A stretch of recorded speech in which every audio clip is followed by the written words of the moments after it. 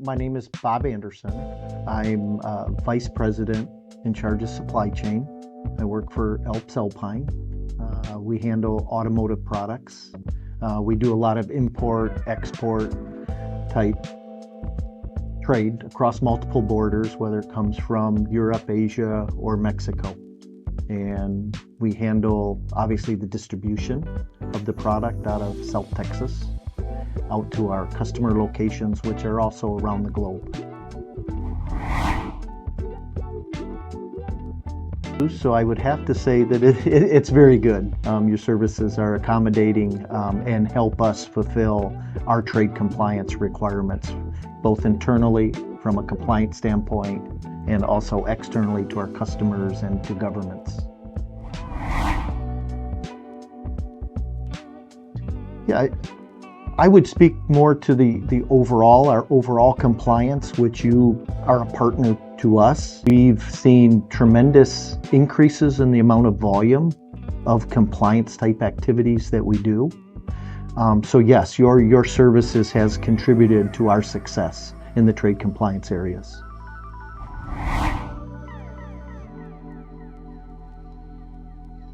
The conversations between my team and you folks. My team seems very happy they're able to achieve their objectives. So for me, your support is adequate to fulfill our needs.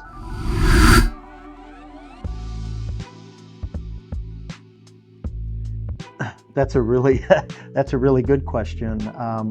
Let me give a little bit of background. 10 years ago, if I think back 10 years ago, we had roughly 2 or 3 trade compliance people.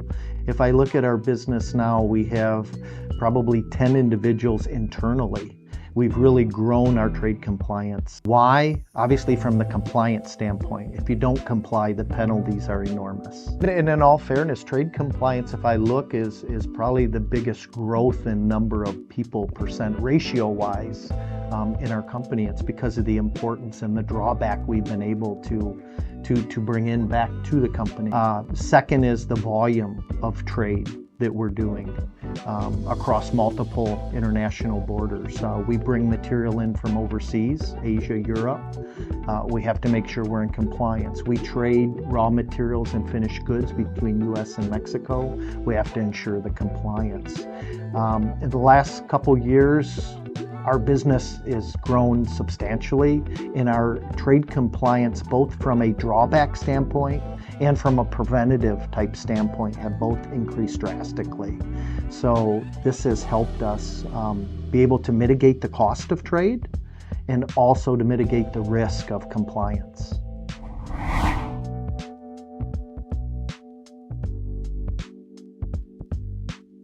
The biggest example would be Trump coming in his first term. I think back of all the activities that we had to go to understand what Trump was going to impose through his tariffs.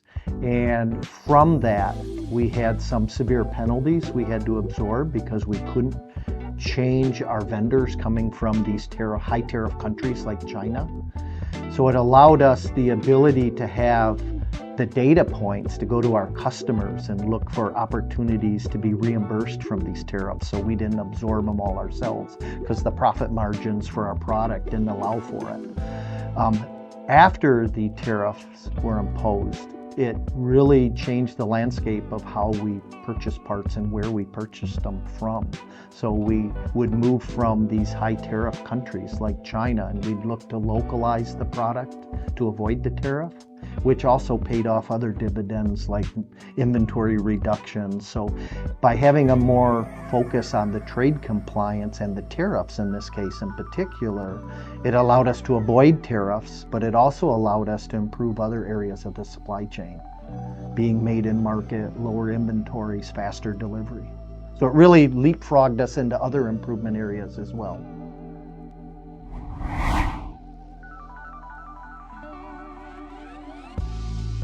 Alps Alpine does a lot of drawback. Our future is to be able to avoid. Drawback means we didn't do a good enough job mitigating the risk in the beginning. So long-term wise, our goal is to get out of the drawback activities and have more preventative measures to be able to avoid it altogether. but there'll always be a need for drawbacks.